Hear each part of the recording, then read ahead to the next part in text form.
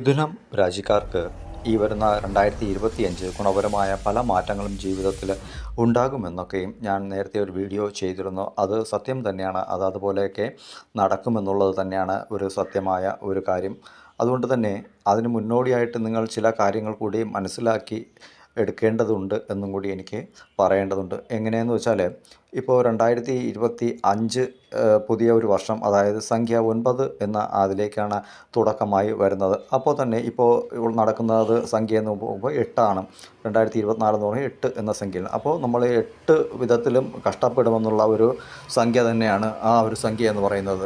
അടുത്ത 2025 9 എന്ന സംഖ്യയാണ്. അതായത് ഒരു വട്ടം ചുറ്റി വന്നാലും ഒരു മാർഗം ഓപ്പണിംഗ് സ്റ്റേജാണ് എന്ന് തന്നെയാണ് അവിടെ പറയുന്നത്. അപ്പോൾ ഈ സമയത്ത് നടന്നുകൊണ്ടിരിക്കുന്നത് ഗുരുവിൻ്റെ വക്രഗതിയിലൂടെയാണ് ഇപ്പോൾ നിങ്ങളുടെയൊക്കെ ജീവിതം മുന്നോട്ട് പോയിക്കൊണ്ടിരിക്കുന്നത്. അപ്പോൾ 2025 ഫെബ്രുവരി മാസം വരേക്കും ഈ ഒരു ഗുരുവിൻ്റെ വക്രഗതി സഞ്ചാരം തുടരും എന്ന് തന്നെയാണ് ഇതൊക്കെ പറയുന്നത്. അപ്പോൾ നിങ്ങൾ മനസ്സിലാക്കേണ്ടത്, നിലവിൽ ഇപ്പോൾ നിങ്ങൾക്ക് എന്തെങ്കിലുമൊക്കെ ബുദ്ധിമുട്ടുകൾ പല കാര്യങ്ങൾക്കും അനുഭവപ്പെടുന്നുണ്ടെങ്കിൽ അതൊക്കെയും അടുത്ത 2025 അത് ഫെബ്രുവരി മാസം വരെ തുടരുമെന്ന് തന്നെയാണ് പറയേണ്ടത്. അപ്പോൾ ഈ 2025 തുടങ്ങിയാലും നിങ്ങൾക്കൊരു നന്മ ഉണ്ടാകില്ലേ എന്നൊരു ചോദ്യം നിങ്ങൾക്കുണ്ടാവും. അതിൻ്റെ യാതൊരുവിധ ആവശ്യവുമില്ല. കാരണം ഇപ്പോൾ നിങ്ങൾ എന്തൊക്കെ കാര്യത്തിന് എഫർട്ട് കൊടുക്കുന്നുണ്ടോ അതിൻ്റെയൊക്കെ ഒരു വിജയം തീർച്ചയായിട്ടും ആ ഫെബ്രുവരി മാസം മുതൽക്ക് നിങ്ങൾക്ക് ഉണ്ടാകുമെന്നാണ്. ഗുരു എന്ന് പറഞ്ഞാൽ എല്ലാത്തിൻ്റെയും ഒരു ആശാൻ എന്ന് പറയാം. അപ്പോൾ നമ്മുടെ ഗുരുനാഥൻ തന്നെ നമ്മൾക്ക് ശിഷ്യന്മാർക്ക് എന്തെങ്കിലും കാര്യത്തിൽ ഒരു അറിവ് പകരാതിരുന്നു കഴിഞ്ഞാൽ ആ ശിഷ്യന്മാർക്ക് യാതൊരു വിധത്തിൽ ഒരു മുന്നേറ്റവും ഒരിക്കലും ഉണ്ടാകില്ല. അത് കോളേജിലായാലും സ്കൂളിലായാലും എവിടെ ആയാലും തന്നെ. അപ്പോൾ അദ്ദേഹത്തിൻ്റെ ആ ഒരു പിണക്ക ഭാവം, അല്ലെങ്കിൽ അദ്ദേഹത്തിന് കേൾക്കാൻ താല്പര്യമില്ലാത്ത ഭാവം എന്ന് വേണം വക്രഗതിയെ ചിന്തിക്കുവാനായിട്ട്. വക്രഗതി എന്ന് വെച്ചാൽ അദ്ദേഹത്തെ അന്വേഷിച്ച് പോകുമ്പോൾ അദ്ദേഹം നമ്മളെ കണ്ടിട്ട് പിന്നിലേക്ക് പോകുന്ന ഒരു സാഹചര്യം. നിങ്ങളൊരു തൊഴിലന്വേഷിച്ച് പോകുമ്പോൾ അവിടെ ആ തൊഴിൽ തരുന്ന വ്യക്തി നിങ്ങളെ കണ്ടിട്ട് പിന്നിലേക്ക് മാറിപ്പോകുന്ന സാഹചര്യം. ഇതിനെയൊക്കെയാണ് വക്രഗതി എന്ന് പറയുന്നത്. അപ്പോൾ നിങ്ങളുടെ ആ ഒരു എഫർട്ടുകളെല്ലാം അവിടെ സക്സസ്ഫുള്ളാണ് എന്ന് തന്നെയാണ് മനസ്സിലാക്കുവാനായിട്ടുള്ളത്. ഇപ്പോൾ പ്രൊമോഷന് വേണ്ടിയിട്ടൊക്കെ കൊടുത്തിട്ടുള്ള ആൾക്കാരുണ്ടാവും, ഇൻക്രിമെൻറ്റിനൊക്കെ കൊടുത്തിട്ടുള്ള ആൾക്കാരുണ്ടാവും, അതുപോലെ വിദേശ ജോലിക്കൊക്കെ അപേക്ഷ അയച്ചിട്ട് കാത്തിരിക്കുന്നവരുണ്ടാവാം. പല വിധത്തിലും പല ക്ലേശങ്ങളും, സാമ്പത്തികപരമായ ക്ലേശങ്ങൾ അനുഭവിക്കുന്നവരുണ്ടാവാം.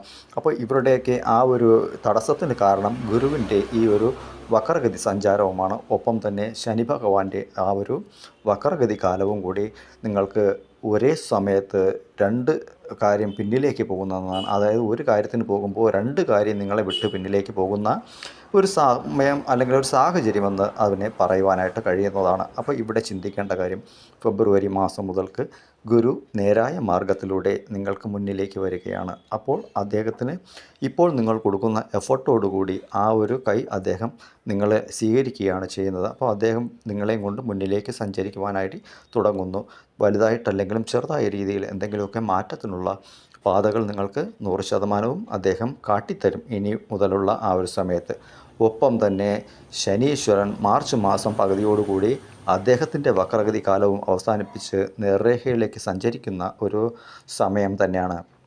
അപ്പോൾ ഗുരു ഭഗവാൻ വക്രഗതി മാറി ശനീശ്വരൻ്റെ ഒപ്പം ചേർന്ന് അദ്ദേഹം മുന്നിലേക്ക് സഞ്ചരിക്കുവാനുള്ള പാതകൾ തുറന്നു നൽകുന്നു. അപ്പോൾ നിങ്ങൾക്ക് ഇപ്പോൾ വരുന്നത് കണ്ടകശനിയുടെ ആ ഒരു ഭാവത്തിലാണ്, തൊഴിൽ ഭാവത്തിലാണ്. അദ്ദേഹം 10ാം ഭാവത്തിലാണ് ശനീശ്വരൻ വരുന്നത്. അപ്പോൾ തൊഴിലിടത്താണ് അദ്ദേഹം സഞ്ചാരം നടത്താനായിട്ട് പോകുന്നത്.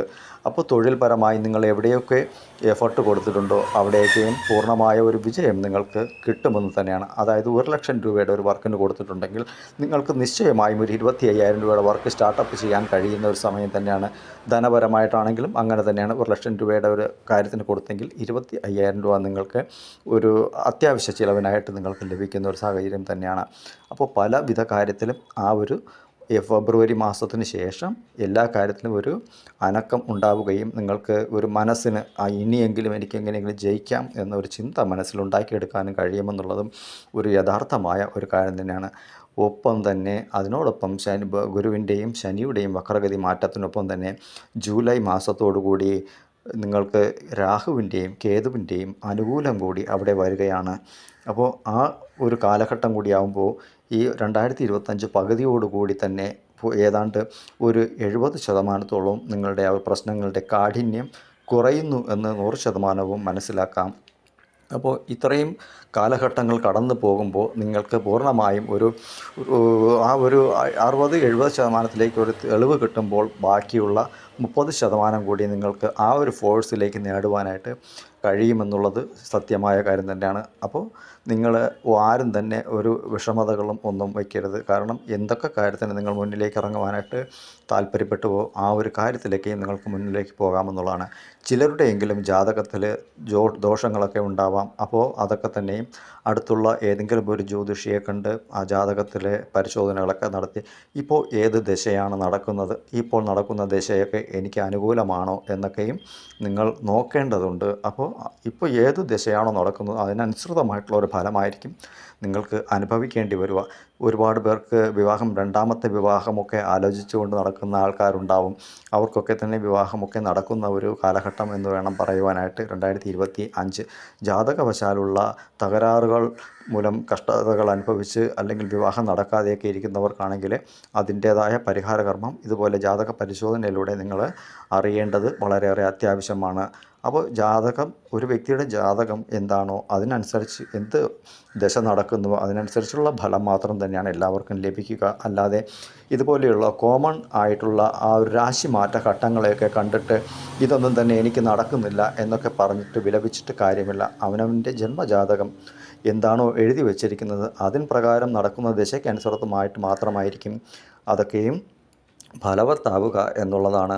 അപ്പോൾ ഇവിടെ മനസ്സിലാക്കേണ്ട കാര്യം, ഇപ്പോൾ കേതുർദശയാണ് ഒരു വ്യക്തിക്ക് നടക്കുന്നതെങ്കിൽ ഈ പറഞ്ഞ ഫലങ്ങളൊന്നും തന്നെ സത്യത്തിൽ ആ വ്യക്തിക്ക് അനുഭവിക്കാനായിട്ട് കഴിയുകയില്ല. എന്നാൽ അനുകൂലമായ ചില ഗ്രഹങ്ങളൊക്കെയും സപ്പോർട്ട് ചെയ്യുകയാണെങ്കിൽ തീർച്ചയായിട്ടും അനുഭവിക്കാൻ കഴിയുകയും ചെയ്യുമെന്നുള്ളതാണ്. അത് ഇതുപോലെ ആസ്ട്രോളജറെ കണ്ട് പരിശോധനയിലൂടെ മാത്രമായിരിക്കും അത് നിങ്ങൾക്ക് അറിയുവാനായിട്ട് കഴിയുക. അപ്പോൾ നല്ല ഏതെങ്കിലും ജ്യോതിഷിയെ തന്നെ നിങ്ങൾ കാണുക, കണ്ടിട്ട് നിങ്ങളുടെ ആ ജാതക ഫലത്തെ പരിശോധിക്കുക. അല്ലാതെ എനിക്ക് ഒന്നും നടക്കുന്നില്ല എന്ന് പറഞ്ഞ് വിലപിച്ചിട്ട് കാര്യമില്ല. കാരണം ഇപ്പോൾ വരുന്ന രാശിമാറ്റങ്ങൾ, ഇപ്പോഴൊന്നല്ല എപ്പോൾ വരുന്ന രാശിമാറ്റങ്ങളും അത് അപ്ഡേറ്റ് ചെയ്യേണ്ടത് ഒരു ജ്യോതിഷിയുടെ കടമ തന്നെയാണ്. അപ്പോൾ അതിൽ വന്നിട്ട് 1,00,000 പേരിൽ ഒരാൾക്ക് ചിലപ്പോൾ അത് ഫലവത്തായി എന്ന് വയ്ക്കും, ബാക്കിയുള്ളവർക്കത് ഫലമായി പോകുകയുമില്ല. ചിലർക്കെങ്കിലും ചിലപ്പോൾ ലോട്ടറി അടിക്കുമെന്ന് പറയും, ചിലർക്കത് കൃത്യമായിട്ടും അത് കിട്ടുകയും ചെയ്യും. അയാളുടെ ജാതകം അതിന് ആക്ടിവേഷൻ കൊടുക്കുകയാണെങ്കിൽ തീർച്ചയായിട്ടും അത് നടക്കും എന്നുള്ളത് തന്നെയാണ്. തൊഴിൽ സംബന്ധപ്പെട്ട കാര്യത്തിലാണെങ്കിലും അത് തന്നെയാണ്. എന്തു വിഷയമാണെങ്കിലും സ്വയം ജാതകം തന്നെയാണ് ഫലം പറയുക എന്നുള്ളത്. അപ്പോൾ പലരും തന്നെ എനിക്ക് മരണപ്പെട്ടു പോയവരുടെ ജാതകം അയച്ചു തരാറുണ്ട്. അപ്പോൾ അത് നമുക്ക് കണ്ടാൽ തന്നെ അറിയാം മരണപ്പെട്ടു പോയതാണെന്ന്. പക്ഷേ അത് മറച്ചു വെച്ചുകൊണ്ടായിരിക്കും ആ വ്യക്തിക്ക് നമ്മൾ മറുപടി പറയുക, ഇല്ലെങ്കിൽ അതിനെ തൊട്ട് വീണ്ടും ചോദ്യങ്ങൾ ചോദിച്ചുകൊണ്ടിരിക്കുമെന്നുള്ളതാണ്. അപ്പോൾ അതുകൊണ്ട് തന്നെ അത് മറച്ചു വെച്ചിട്ട് എന്തെങ്കിലും കാര്യങ്ങൾ നമ്മൾ ചോദിക്കാറുണ്ട്, ഇങ്ങനെയാണോ സംഭവം, നിങ്ങളുടെ വീട്ടിൽ ആരെങ്കിലും സംഭവിച്ചിട്ടുണ്ടോ എന്നൊക്കെ ചോദിക്കാറുണ്ട്. അതുപോലെ തന്നെയാണ് എല്ലാ ജാതകത്തിലും ഓരോ കാര്യങ്ങളും എഴുതി വെച്ചിട്ടുണ്ട്. ജീവിതം നമ്മുടെ അമ്മയുടെ ഗർഭപാത്രത്തിൽ നിന്നും ഒരു കുഞ്ഞ് പുറത്തേക്ക് വരുമ്പോൾ തന്നെ ദൈവം നമ്മുടെ തലയിൽ പാസ്പോർട്ടിന് സീലടിക്കും പോലെ അടിച്ചു വിടും, ഇതാണ് നിനക്ക് ഭൂമിയിൽ ജീവിക്കാനുള്ള ലൈസൻസ് എന്ന് പറഞ്ഞിട്ട്. അപ്പോൾ അദ്ദേഹം അടിക്കുന്നത് എന്താണോ അത് തന്നെയാവും നമ്മൾ ഭൂമിയിലേക്ക് കൊണ്ട് ചവിട്ടി നടക്കുക അല്ലെങ്കിൽ ചുമന്നുകൊണ്ട് നടക്കുക എന്നുള്ളത്. അപ്പോൾ പലരും കോടീശ്വരന്മാരാവുന്ന ജാതകങ്ങളുണ്ടാകും, പലരും ദരിദ്രനായി പോകുന്ന ജാതകങ്ങളൊക്കെയും ഉണ്ടാവും. അപ്പോൾ ജാതക പരിശോധന വളരെയേറെ അത്യാവശ്യം തന്നെയാണ്. നിങ്ങളൊക്കെയും അടുത്തുള്ള ആരെയും കണ്ട് പരിശോധിക്കുക. ഈ വരുന്ന 2025 ജൂൺ ജൂലൈ മാസത്തോടു കൂടിയൊക്കെ തന്നെ ഒരുപാട് പേരുടെ കഷ്ടതകളൊക്കെ മാറും. തീർച്ചയായിട്ടും ഈ 2025 അപ്ഡേഷൻ വീണ്ടും ഉണ്ടാകും. ഈ ഗുരുവിൻ്റെ വക്രഗതി മാറുമ്പോൾ അതിൻ്റേതായ ഇത് ഉണ്ടാവും. ശനിയുടെ വക്രഗതി മാറുമ്പോൾ അതിൻ്റെ അപ്ഡേഷൻ ഉണ്ടാവും.